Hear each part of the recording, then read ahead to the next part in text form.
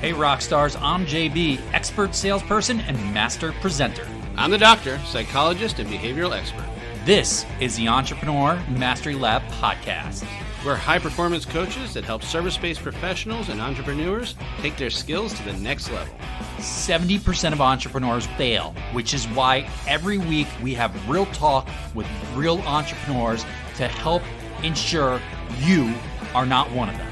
We're also the inventors of the Be Rich mindset, where we rise to mastery, inspire greatness, celebrate knowledge, and help others along the way. So join us in the lab. And now, on to the show. Welcome back to the lab. I'm JB. I'm the doctor. If you are a returning listener, I'm going to say the same thing I say every week. Thank you so much for joining us again, as I'm certain you've already done. You've given us that 5-star review, haven't you? You've liked us, you've followed us. If you're watching on YouTube, you've even subscribed. You're our favorite people, and we are grateful. You're making favorites, which I agree with. I'm agree with those are our favorites.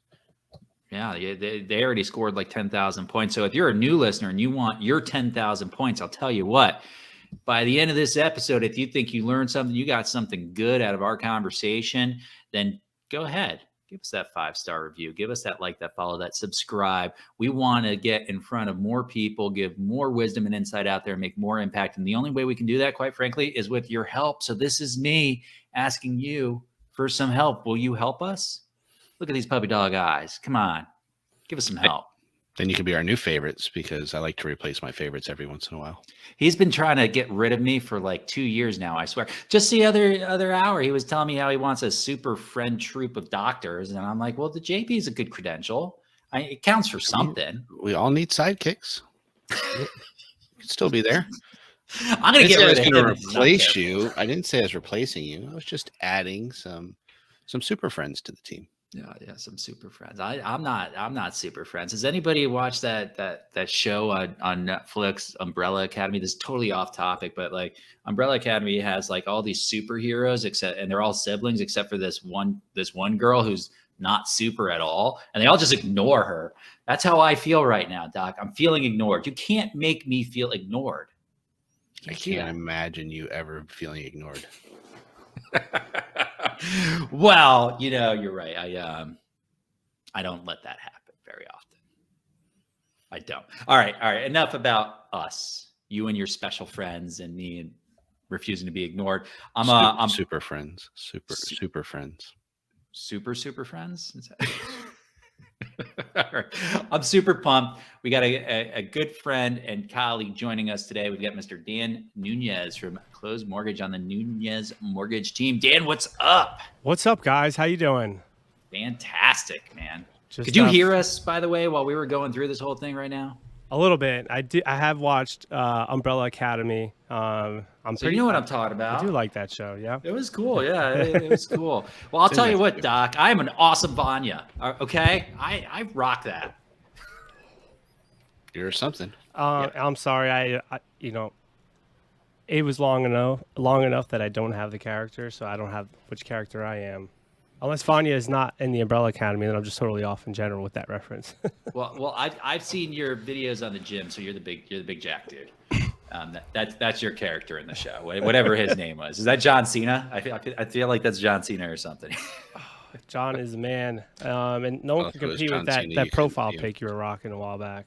All right, from the Spartan. Yeah, I want to be like him when I grow up. Those are my younger days, man. My younger days. Dan, do us a favor, dude. Just kind of share with our listeners and our viewers who you are, kind of what you're doing today.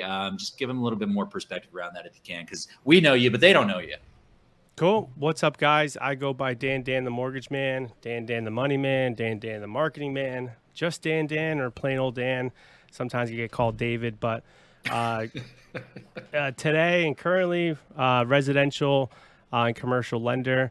I feel like based on the current markets and what we have going on, we'll probably talk a little bit more about our commercial things, that opportunity, and then just things that kind of got us there. It's almost something personally I've fallen into, not just the lending, but I appreciate that whole process and evolution of how we got there. Had that conversation with someone today, and really described it as just falling into it. And so, sometimes when you verbalize something, you then look back and say, wow, I really did, and try and take that apart. So mortgages, loans, and just pretty much anything that comes away.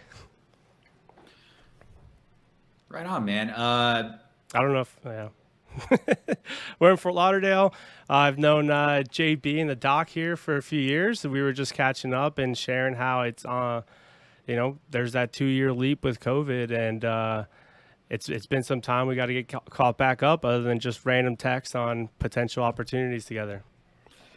Yeah, dude. And it's been good knowing you so far. So, this COVID years notwithstanding, it's been great getting to work alongside you a little bit here and there. Dude, you got to tell me. I mean, I know personally your background would not exactly have screamed mortgages and lending back in the day. Kind of how'd you end up where you're at? And you share a little bit just kind of about your background too, so our listeners kind of know what you're about before you started in all this. Absolutely. If we go education wise, I was studying chemistry. I grew up in Jersey. Went to Florida for chemistry program over at Stetson University. If we have any listeners out there, go Hatters. Very small school, and I get excited when someone knows of the name at least. But finished up my my chem program. Decided med school was not really what I cared about. It was really just the entrepreneurship of being a doctor and instantly having some a good amount of income flow right after college, right, or whatever level of school. And so realized business was really what I needed. Went to grad school for business and then had to decide, what am I going to do, right? I didn't know what industry. I just knew that I wanted to make money. I wanted to talk to people all day. I wanted to help people. And I wanted to be able to kind of build something that runs on its own, so that way I can just invent other things. If we have enough time, we'll get into all the millions of little things that I get into. But so long story short, I was coming home from an interview, again, back when I was finishing grad school. And this is when LinkedIn first opened up the one-click apply. And I saw a mortgage lender, applied. And then I got to thinking and said, I love real estate. I never wanted to show houses or have to be available on the weekends, which I am if you ever need me. But everyone kind of thinks I'm your typical banker for the most part. So if I'm speaking with them before 8 or after 5, they're like insanely appreciative of that. And so I love kind of, taking advantage of that opportunity. And that's, basically just on a random LinkedIn job post, saw the industry, dug deeper, and now I'm here to stay. It's funny, dude. Sometimes, we can be very deliberate about what we end up doing. I remind you of your mom back in the 90s or the 80s at Diet Coke. All our listeners are like, what is he talking about? But we could be deliberate. But, it's an interesting thing, because in my life, I can tell you, I certainly, I fell into stuff too, right? It wasn't necessarily like a very intentional, for a large part of my career, where I wasn't super intentional about what I wanted to do. I got out of school and I was like, I knew I wanted to do something with money, which is like, wow, congratulations. You're like 99.99% of other people. But I went into financial services, and then I kind of, I wholesaled for a number of years, but I really fell into that. I just got introduced to it by somebody who really was struggling to get his Series 7 license at the time. And he, wholesaling required a Series 6, which is a little easier to get. So he brought me in, and that kicked off the career. And you said, well, if you can do it, then I can do it. Right. Yeah. I mean, no shame on your friend, I'm sure. I'm gonna brush them shoulders. I had the 7 already. I was good to go. But no, I mean, his introduction for me, his inability to get the 7 was the best thing that happened to both our lives. He's an incredibly successful wholesaler today, still in California, absolutely a dominant force in his marketplace, in the world he's in, just crushes it. So his inability to get 7 was the best thing that ever happened in his life. But really, man, I mean, we don't always have to be very deliberate about where we end up. Sometimes just kind of allowing life to take us along and giving something a shot is really worthwhile. I do got to ask though, Serious question, Dan. You said you just wanted to talk to people all day. After doing this for years, do you still just want to talk to people all day? Be honest. Dude, I'll be honest, man. It depends on the type of conversations, but people ask me what I do, and I just say I talk to people on the phone all day. I'm not like a cold caller or some marketing thing. It's just there's always something going on, some sort of, again, not have to all do with business. Mortgages, but it's just Caroline, my other half. She's just like, can you get off the phone finally? Like it never ends. There's always something new, something different, and that's kind of what I wanted was basically the conversations to lead to money where I don't actually have to do anything after that, right? Like either connecting or coming up with something and then putting other people in place, so I just want to be able to talk and have that turn into money, honestly. So do you think are mortgages the best way to do that? I mean, is that the intention? Just kind of stick with the lending and the mortgages, or you got other things in mind? What are your thoughts around that? So kind of back to, where you were saying where, we fall into it, right? We all have this because what do we want to blame? Movies, TV, media, thoughts on, you grow up knowing exactly what you want to do. You go to college just to study that, right? And at the end of the day, college, or secondary school really just teaches you, how to learn, how to think logically, right? The basis of just understanding and that anything's attainable and, that nothing can really stop you. It's just being ready for opportunity and kind of being able to take that on from there. So mortgages was a great spot for me to start. I never thought of it as, I never thought of myself as doing one thing. I've always said, I want to have 1% of 100 businesses and, make 100% of the money and do 1% of the work, right? And so that thought is not just lazy, or that I just sell things off. It's more so of, hey, JB and the doc, we come up with an idea. Let's all do the part of the idea that feels like no work to us. And if we have to bring on more people, let's do that. And, mainly more so because of one, I want everyone else to succeed around me. And two, because my mind is just constantly running, I'll never actually do anything, right? So bringing someone on and more people on is kind of what helps me get everything else done, right? So have a few opportunities. One, I want to do this like golf cart rental business. I feel like there's two-row. There should be a guru, right? Like I'd love to rent a golf cart for $100 for the weekend, but more so, I'd like to own a golf cart. I just feel like, I like to buy things that are either going to make me money or cover themselves, right? And I'd like the opportunity for myself, and I feel like they would work. So that's an option, something I'm working on. And then massage rental chairs, just like at the mall, but in more convenient locations. It sounds a little bit sketchy, but it's actually really easy and super cheap. So that's a little random thing that just popped up. And then I should have brought one, but it's this really cool fish de-hooking device that's been around for a long time. That really, it's got a lot of impact in the environment. But again, these are all just tons of little side projects that I do with a bunch of other people because I would never do it, on my own.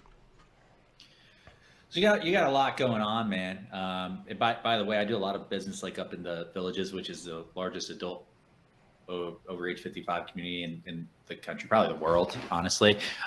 Your golf cart rental idea would be legit up there. So I'm just legit down here in Southeast Florida too, right? Every other person wants a golf cart until they own one, and then to be honest, I feel like it'd be great to like cut and then just have like the latest headline in the Village's most recent like headlines, because they have the most insane headlines out there because it's like a giant spring break, an eternal spring break for them. They've got some they've got some bad reputation. Have you heard about it, Doc? I'm still stuck on. I was in my mind starting to create like massage beach chairs. That's where my brain started to go, because I'm like, oh, we're at a beach. Dude. That would be a good idea. See? So I was saying how we can work together, right? Like that was the thing I was going with. Yeah, perfect. Even better. I was we'll have thinking to Doc's create the like, idea though before we release this episode. Apparently, Yeah. I don't know. I was sitting there like, hey, Doc's only like a decade away or so from he might be he might be part of those headlines soon, dude. Yeah, you brought it up. You got to share it. Come on, just put it out there. What's that? The villages, right? Oh yeah. We got to find one. Can I show something on here? You might be able to share a screen. Yeah, we have that set up, let's Doc. see. You'll be the first of our YouTube guests to share their screen, so better be careful what you share. what I am saying is there's been some fun stuff on the screen already. So if you're not watching on YouTube, you're already behind in this game. Well, So we're going to while we describe this though for our listeners. We're gonna just give them the best description. Oh, it's a Google page. It's amazing. You've never seen it before in your life. Let's see.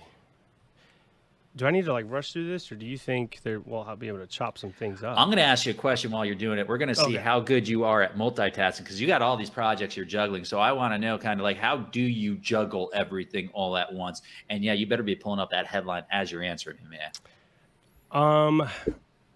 No pressure. To be honest, I tell myself I love to that I love to multitask and that I can do it. As you can see in this explanation, as I'm reading and talking at the same time, but it's not working. I have to kind of quit. So it's just a lot of things going on at once. I mean, even the way I cook breakfast, I'm cooking breakfast, cleaning the dishes, prepping the lunch, and I'm like moving around because I'm like, I love the chaos and I love doing that. And in my mind, I feel like I get more things done. So to be honest, I don't know how more efficient it is, but it's basically just doing everything at once. So I hate to break it to you, not that efficient for our brains. There actually is no such thing as multitasking. Our brain can't process two things at once. It actually splits back and forth between those things. The plus, though, is our brain is very efficient, so it can do it very rapidly. But every time that we go back and forth between those activities, there is a little bit of a lag and there is a little bit of something that gets lost. So you can still do it very efficiently because our brain is so powerful. But there really is no such thing as multitasking when it comes to our brain. It doesn't process those two things exactly at the same time. Yeah, I'm just picturing like I love hearing that. Thank you. Now I understand. That's what I'm here for. Yeah, he's good for that stuff. I got this picture in my head, Dan, of like you making breakfast and lunch, and like you get an omelet, and like you mistakenly put like couscous or something in your omelet. Oops. The funniest thing is like Caroline will go into the kitchen again. She's my other half, and she'll be like, "Were you on the phone?" I'm like, "Why?" She's like, "Look," and like the doors are open, or like the ketchup's in the cabinet, and it's like the worst thing in the world. And that is how our keys end up in the freezer, folks. That's dude. exactly Every time I lose something, I go ahead and I check the freezer. Like, yeah. I'm like, "There's no way." Yeah. Village News. I guess it's not. I can't find something. If it can pop up later. So this is where I would say, if you are following us in the Entrepreneur Mastery Lab, Dan, the mortgage massage money man, is also a member of that group, and he can send that thing right into the lab, so we can just show you there. Meet us in the lab after, and that's where you'll see it. Oh, that's right. Villager with wine bottle and car crashes into sign at Village of Linden. Villager fights neighbor to keep off of sidewalk. That's my sidewalk. Are these just Florida man headlines? I feel like they're random villages from all over the world. Yeah. They're the craziest like Florida man headlines, but specifically with the senior and the ones that live there. I mean, to be honest, most of the ones that I saw last time I was messing around with this was just a lot of like, how do I say it? It's not like sexy time and involved things, right? Like getting caught in some area and it's like a 80-year-old and a 50-year-old, or it's just the most random thing out there. It's insane. I love it. I kind of get jealous of how they just live that spring break eternally. That's it. It's just a spring break. And I know some great people up in the villages. I'll joke it aside. I've helped some wonderful people move out that way, and they absolutely love it up there. And they love their golf carts. So I'm going to go back to that idea. It's a good idea. The best ad for the villages ever. I don't know what was. Spring Please break. Sponsor our show. Not to get even more weird again, but I think in one of my bio classes we went through, and how like the positivity rates of STDs are like 20s college, go down, and then back again up in the 50s and 60s, and then it was insanely high with the the villages again. So that's actually the headline I expected That you would to throw probably out be- there. It's like yeah. nationally known to be like, per population size, like the epicenter of STDs in that demographic. So maybe notorious, right? The villages are a little notorious. That's how I'll put it. But they have fun, and that's important too. That's it. What do you got to lose at that point? Have some fun. I'm telling you, the doc's like 10 years. I can't wait. I mean, I might go visit now. So Dan, like, how do you, when you come up with an idea, how do you vet it out? I mean, I'm curious. So you got a lot of things you kind of are building out. How do you choose what's actually viable for you? So, off the rip, I just ask other people, right? Because I have this problem. I'm an eternal optimist in general. I don't call it a problem, but I always like to see the best side of things and opportunity, right? So it's very tough sometimes to try and shoot down my thoughts or ideas or whatever. But not that I totally need to rely on other people. It's just I kind of gauge at how quick I'm able to convince someone of an opportunity. And especially the ones that I know are what I call the contrarians. I don't know if that's a real word, but I had a name for those types of people in our fraternity back in the day, that anytime some idea came up, there's always someone, whatever, the contrarian, shooting it down. And so if I can gauge someone that's constantly like, trying to shoot things down as to why it won't work, and then they're on board, I'm like, oh, that must be something good, pretty much. And I also kind of use that to see, gauge their interest on if they would want to be involved on it, right? Not to say I'm like constantly like, sneaking these things into conversations and you got to be careful or whatever it is, right? Or like I'm, manipulating conversations for it. But again, it's kind of like, I just do it naturally. And then I found that that's what I was doing. And then I got back and I was like, oh, I guess this is how I operate and how I kind of do that, right? Had you maybe asked me that a year ago or two, I probably wouldn't have known how to answer that. But that's what I would say is kind of like the most of it. Again, because the ideas are going to keep flowing and I either write them down, send them to someone else or whatever it is. Rarely do I fully vet things to push even further unless someone else is really kind of excited about it as well. Doc, do you feel like you're going to walk away from our podcast today and like all of a sudden find yourself like the owner of like the Southeast Florida massage chair on demand service or something, and you're like paying Dan a monthly? But I feel like I got trapped already in like being the golf cart guy somehow. You mean Dan the massage man? Yeah. Doc, we're going to call it Life's a Beach. There we go. That's a good one. I'm all in on the beach idea. I think a beach massage chair just sounds heavenly. Yeah, I mean, the thought was put it somewhere where you're waiting, right? Like, you're going to wait there anyway. You might as well have a 5-minute massage in one of those chairs. Like, if you've done it, right, the mall is kind of it feels like the airport, right? And sitting on those chairs, you kind of feel like it's covered in germs, right? They may be the most clean places in the world, but it's just the thought of it. But when you're having somewhere like at a barbershop or, maybe a doctor's office where you have to wait 40 minutes for them to see you, even though you showed up early to your appointment.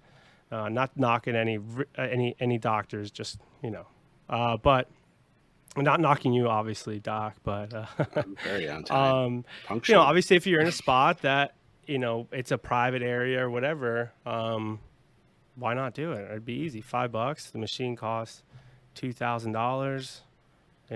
You get your money back within 6 months, right? My favorite thought of the massage when you said the mall. I don't know if you guys remember this when they actually had the people doing the massage and they had a little circle of people in the massage. There's always that one inappropriate person who's very noisy. I thought you were going to say the butt crack guy. Generally the same person. I always just wondered how they could fully relax in that kind of setting, but what you're talking about makes a lot more sense. You just had me thinking about I was just at the dentist yesterday morning, and it's like, man, that it would have been nice to have a massage chair. Like, nobody likes the dentist. Maybe I'd like it a little bit more if there was a massage chair involved. And you would assume, because you're at the dentist, that massage chair is much cleaner than the massage chair at the mall, right? It just, I would hope I always so. feel like I don't want to sit there and do that, just because it's like, you put your arms in the things, whatever, right? And so that's what, thought it was a pretty cool idea. I mean, just put some wipes. That's the new thing anyways, right? Yeah. Keep some wipes right next to it. You could just that UV wand, right? They were really pitching that at the we start. could sell of, some branded start of COVID. wipes. Yeah. I feel like we're going off the rails on our conversation, right, dude? I'm gonna pull this QVC back. Podcast. Yeah, I'm gonna pull this back, dude. You talked about, like, you've got a lot of ideas. You're running a lot of things at once. You're kind of going back and forth. You don't necessarily vet things out fully before you jump into it. Dude, what's the good with that for you? Kind of like, what's the good about how you do things, and how does it help, and how does it hurt? So hurt because I feel like there's plenty of good ideas that I just don't do anything with or haven't done anything with, right? Like, I've just always, this has been my whole life. Ideas, designing something, telling my dad to make it, whatever it is, right? I feel like everything can be better, no matter what it is, everything that I do. And I try, it's always trying to think of something that hasn't been thought of before, right? That's the hard part. Cause then, I'm sure the doc can break that in. All we are is a collection of our memories and what we're doing, right? Maybe it just be a theory, but if you think about it, that's really what you are, right? And when you're so used to doing something, it's hard to think of something that doesn't exist, right? To create that opportunity, to create that thought, that memory, that perception of what it would be, right? And so I just think that's a great exercise to just try and constantly challenge how you think and to think differently for it, right? And in that comes a potential for an invention, right? And because those are constantly running, I don't feel bad by not digging deep through on things, like pushing forward, because I'm like, whatever, I'm going to keep getting more. But then again, the bad part feels that, I'm going to miss out on some of the good ones, right? Because I've seen some ideas, and I'm even trying to think of which ones, but 5 or 6 years down the road, they kind of come to fruition somewhere else and someone does it, right? Which happens to everyone. There's always those stories, right? But I'm not worried about it, because so much of my life has always just happened insanely perfect, and you can't explain how awesome it is and how opportune it was and how perfectly timed or whatever it is. So I have more confidence in the fact that the most perfect one and the most right one will happen when it does. Whether you call that spiritual, religion, or whatever it is, for me, it just comes on that I'd rather have the peace and not stressing out about it and knowing that it will come, sort of thing. But hopefully that answered a little bit about your question there. I just can't get over, we went from massages to philosophy to spirituality in like 2 minutes flat. That's impressive. I don't think I could have drawn us through that journey. Yeah, you know what I heard though, man, which I think is real insightful, and there's really something to this, is just simply, life happens, and if we're willing to allow life to come at us instead of trying to control everything, which so much of us try to do. And by the way, I'm a big believer in controlling the controllables, but a whole lot of life is completely outside of our control. And when we can start to accept that and have a little bit of faith, which is really what you described, right? Just faith that things are going to work out and turn out. And that's why you don't worry about fully vetting all of these things. There's something to be said about that. I that's a rare ability. I think a lot of small business owners, a lot of professionals really struggle with that, because we want to control everything. And so to be able to just kind of let go a little bit and have some faith in the process and in life, it can be a really helpful skill for people to develop. Yes. And, something, we really don't think about as well, right? Like in chemistry, we had this equation, I want to say it was the waveform. The waveform is just the equation to everything, but it may not be. But essentially, you kept adding God, I don't even know the words of these things anymore. I just remember the concept of it. But you kept adding an extra box to this equation to make it longer, right? Which is an additional variable, right? You add more variables, and the more variables that you add, the more accurate your prediction of some sort of outcome is going to be, right? And so if you think about it, like we know that 100% gravity is always going to be there. At least that's what we're told, right? And so if I put my hand here and my hand here, I know it's going to land there. There's no way it's just going to fall that way, right? And so if you know enough of the current scenario and the past and what's been going on, if you know enough of the system, you can pretty much predict the future, at least to a certain extent, right? So same thing. If I'm throwing you something, you know where to catch it based on your experience and understanding of how the trajectory of most things work, right? And see, I get lost on my own train sometimes. And, you know, I'm lost. Cue Ozzy Osbourne. We'll keep it going. But I guess it's basically because I really wanted to cover something else, I guess, that you were saying, which was, basically if something else is down, there's an opportunity somewhere else, right? And that's kind of what's been going on with us in rates, right? Again, when you try and think outside of what you're used to, it's tough. But again, I try to make it everyday practice of how do I make something else better? And in doing so, what I'm thinking through is how do I, thinking of something that doesn't exist, which is just good practice, right? So I use trying to make something better to make, to strengthen my thinking outside of the box capabilities, right?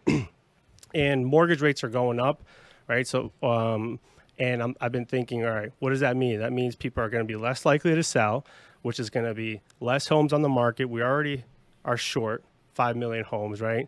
That short is coming from the birth rates in the 80s. So it's going to keep driving us because we have another 2 years that in the late 80s, birth rates were higher than the year before. We're 5 million homes short. In the last 12 years, I believe we've only built 7 million. So it takes a long time to build that many. And with rates going up, people are less likely to sell. People are not going to be able to afford as much of that real estate.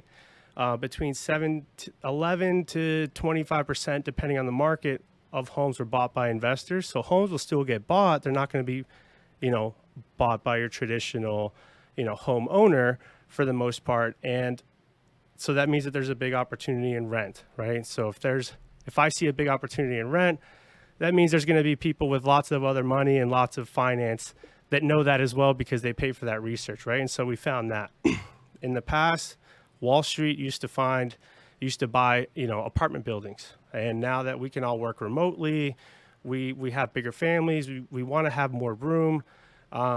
That's where the American wants to go. They're no longer buying apartment buildings. They're now buying single family communities. So you're anywhere from like one we just placed with 600 units. There's going to be about 300 single family homes and 300 townhomes, all going to be for rent, which is insane, right? We're talking about 110 acres. And so 600 units in an apartment building, that could take up less than a city block, right? Maybe a quarter or a half of it. So these are gigantic developments and homes still need to be built. Someone else is doing it. So we figured how to get ourselves in there. And so while it's getting tighter to be the lender for your general consumer, it's insanely easier to be able to place deals and put together things between, in our case, Wall Street and these types of opportunities, these developers, people that own land, that sort of thing, right? And that all came from, it sounded like I ended there, but that really was a product of thinking through, with the loans that we do for our builders, what kind of problems do they have? What is slowing them down from doing more loans? Because we see that they're making money if they're using our loan, right? Like that, our debt in that space, right? When we're giving them a loan, it's because they're going to make money on something and we want them to do more of it, right? Because that means they make more money. That means we make more money, right? And so we saw, all right, if they're building 3 homes and now they start using our loans, they're building 8 or 9. After that becomes 20 or 30, but then they're selling 20 to 30 individual homes. And so we're thinking, okay, how do we get them to build 40 homes all at once, all the same finishes? How does that work, right? And what happens there is that's how we found the built for rent operators, the Wall Street funds that are buying those things, created that, segue. And even aside from that, we're wondering, what else is slowing these guys down? Supplies, right? All right, so if I'm working with one guy that's got 20 homes he's building a year and another guy that's building 2,000 homes, well, since they're both kind of working with me, can't they just name me when they go place an order for their cement or their windows or their roofs, right? So now my guy that's got 2,000 homes is also getting the same amount of order strength as our other guy that's got 5,000 homes. And then it's also helping our guy that's got, 20 homes that he's working on. So it's just how to expand further.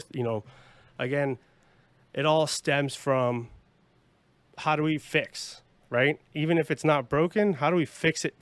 How do we make it more fixed, right?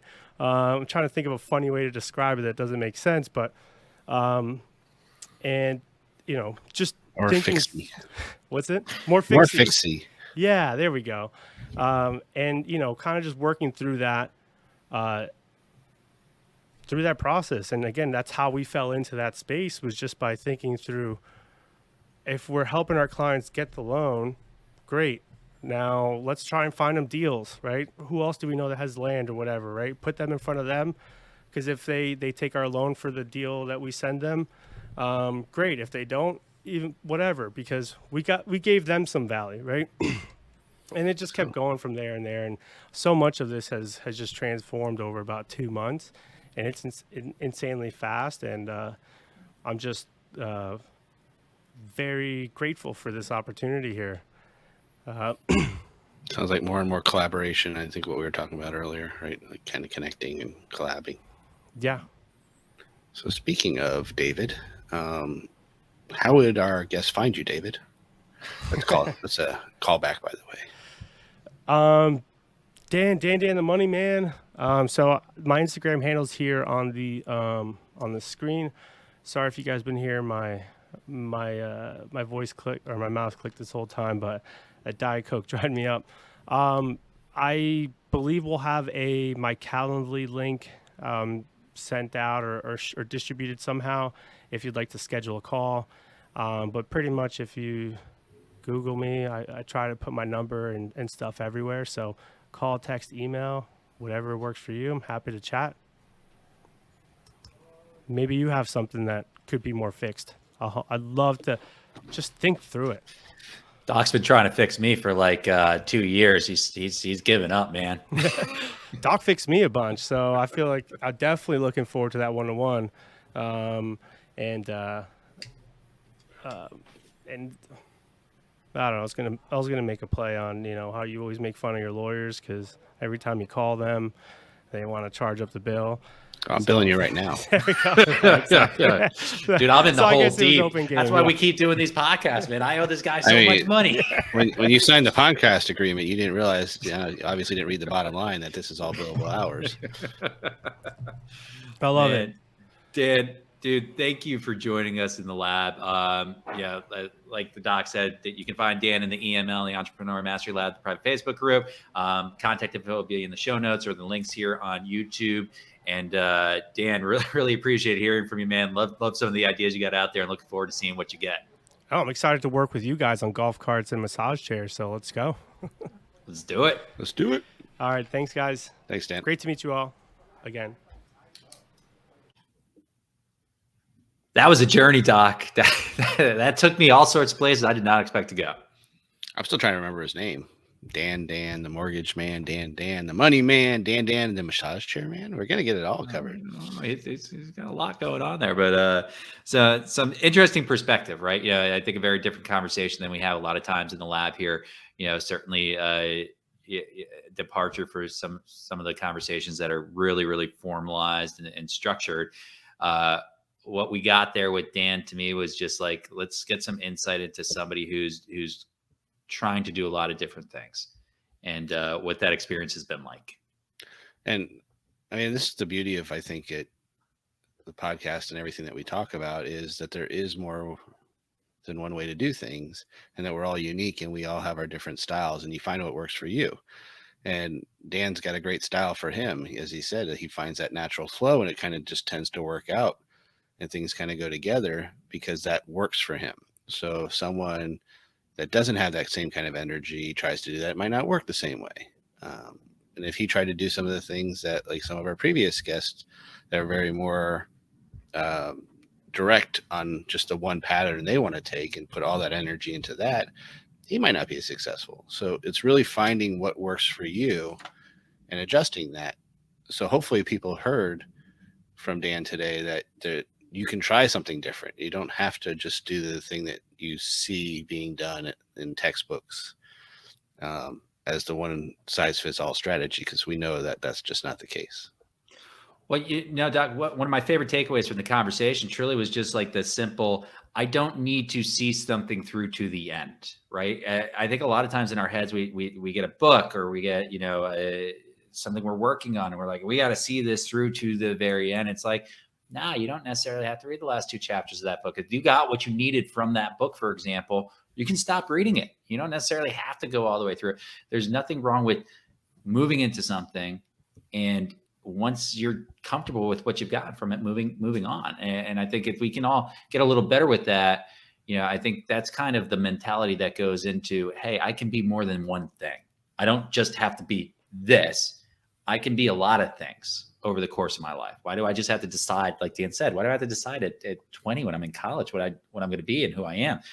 I can work through that, and I got time to work through that. So I thought that, believe it or not, might not have been the cleanest way to cover it per se, but I think there was some real insight in there that I found very useful. So, hey, if you got something out of this podcast, do us a favor, give us that 5-star review, give us a follow, a like, a subscribe, come join us in the lab.